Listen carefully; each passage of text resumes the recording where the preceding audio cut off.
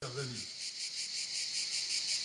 pour les derniers rescapés et les familles des victimes de Merz el-Kébir, la commémoration de cette tragédie maritime revêt un sens particulier, loin des controverses que cet événement a souvent suscité et qu'il générera sans doute encore longtemps.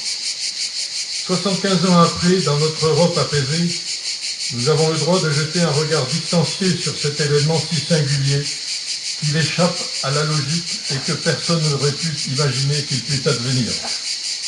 C'est sur ce constat que se fonde notre devoir de mémoire à l'égard de ces marins dont nous avons l'honneur, mais aussi le redoutable devoir de défendre la dignité et le souvenir de leur sacrifice. Il me revient ainsi aujourd'hui la lourde tâche d'évoquer le sort des 1297 marins disparus en l'espace de quelques minutes d'un combat inégal et inévitable. Il représente certes un nombre infime de victimes au regard des dizaines de millions de morts de la Seconde Guerre mondiale, mais on ne saurait oublier le sort cruel réservé à ces hommes déchiquetés par les salves de 380, broyés par le souffle de l'explosion des munitions, noyés ou lentement asphyxiés, emprisonnés dans les flancs de leurs navires chavirés, ou victimes du mazout en flammes recouvrant la surface du port. Certains encore périront brûlés par la vapeur, d'autres asphyxiés ou blessés gisant dans les fonds inaccessibles, obscurcis par la fumée mortelle se dégageant des incendies. Avait-il vraiment mérité cela? Et les rescapés de cet enfer, dont quelques-uns sont encore parmi nous aujourd'hui, avaient-ils mérité cela? Pourtant, au début de cette guerre dont tous ces hommes connaissaient les enjeux face au défi hitlérien, ils avaient pris part avec courage et compétence aux côtés de leurs alliés, de leurs frères d'armes, jusqu'à ce que le couperet de l'armistice ne les immobilise alors qu'ils étaient invaincus. Mais très vite, l'improbable s'est produit.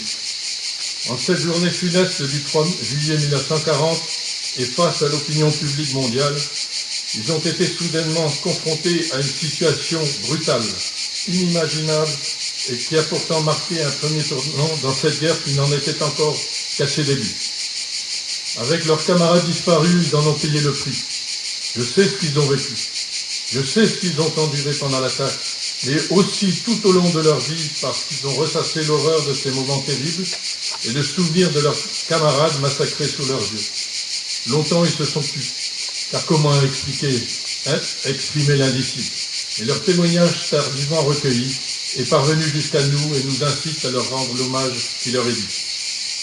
Je ne saurais oublier les veuves de Merz el-Kébir pour témoigner de la cruauté du sort qui leur fut réservé et de l'oubli dans lequel elles furent longtemps abandonnées. Nous devons rendre hommage à ces femmes de marins confrontées à la mort soudaine d'un époux disparu dans des conditions particulièrement douloureuses.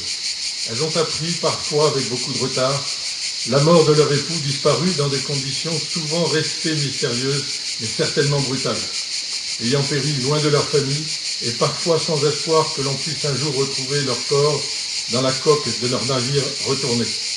Souvenons-nous de ces veuves qui furent dignes de leur époux et qui ont accompli tant bien que mal leur deuil face à la douleur, à la précarité, à l'absence de ressources, aux pénuries imposées par l'occupant, à l'anxiété de trouver un travail et à la nécessité de nourrir leur famille. Elles l'ont fait dans la dignité, fidèles aussi au souvenir de leur mari, et elles ont droit à notre hommage et à notre respect. Je m'adresse enfin à tous mes amis orphelins de Merz el-Kébir avec qui je partage encore aujourd'hui la douleur d'un père trop tôt disparu, que nous avons à peine connu, dont la présence nous a manqué toute notre vie, mais dont la brutalité de leur disparition et l'incompréhension ou le refus qu'elle suscite au plus profond de nous hanteront encore pour longtemps nos consciences. Parce que nous avons su faire de preuves de solidarité et de fidélité, alors oui, nous pouvons affirmer sans ambiguïté que cette commémoration a un sens, parce qu'elle traduit notre volonté de faire en sorte que ces morts n'entrent pas dans l'histoire par la petite porte, ou qu'ils soient jamais livrés à l'oubli. La cause de nos marins est une cause juste et mérite que l'on continue à se battre pour elle. 75 ans après, une question lancinante reste posée, à laquelle nous n'avons pas encore aujourd'hui une réponse satisfaisante et exempte de toute polémique. Pouvait-on éviter ce drame? Et si, comme l'ont ailleurs affirmé en leur temps certains amiraux britanniques, et non des moindres, cette action n'était pas nécessaire sur le plan stratégique, comment donner un sens au sacrifice de ces marins dont personne ne saurait pourtant contester ni le courage, ni qu'ils sont morts pour la France? Cependant, c'est aussi dans l'accomplissement de cet incontournable devoir de mémoire que nous avons cherché, dans un esprit d'apaisement, à dépasser un ressentiment bien légitime, en nous tournant vers ceux qui avaient accompli cette effroyable mission, mais dont je n'oublie pas qu'ils ont contribué, au prix de pertes terribles, à sauver la liberté du monde. Tel a été le sens de l'initiative que nous avons prise d'un rapprochement et d'un échange avec la HMS Hood Association, qui s'est traduite le 3 juillet 2007 par la présence à Brest de l'ambassadeur de Grande-Bretagne, Sir John Hall, venu rendre hommage au marin Merzel Kébir, témoignant ainsi cette volonté réciproque de réconciliation que j'avais partagée en 2005 à Portsmouth avec Ted Briggs, président de l'association du Hood à cette époque. Il était présent à bord du Hood le 3 juillet 1940 et fut le témoin horrifié et lucide de ce terrible combat à sens unique. Dernier survivant du cuirassé Hood coulé par le Bismarck en 1941, il m'avait fait part de sa volonté de rapprochement et de réconciliation, et je tenais à lui en rendre hommage. Je ne saurais terminer mon propos sans rappeler que nous avons pu cette année accomplir notre devoir de mémoire en participant à une cérémonie de recueillement au cimetière de Merzel Kébir, organisée par l'ONAC d'Algérie sous l'égide de l'ambassade de France et en présence d'une délégation de notre association. Je formule l'espoir que nous puissions désormais renouveler plus souvent une telle cérémonie qui rappelle que ce cimetière est le principal lieu de mémoire où reposent la plupart des marins disparus le 3 juillet 1940. Je remercie vivement la Marine nationale dont la contribution marquante à la solennité de cette cérémonie, comme à Brest puis à Merzel Kébir, exprime la continuité de la mission qui a toujours été la sienne, quelles que fussent les circonstances qu'elle eut à assumer.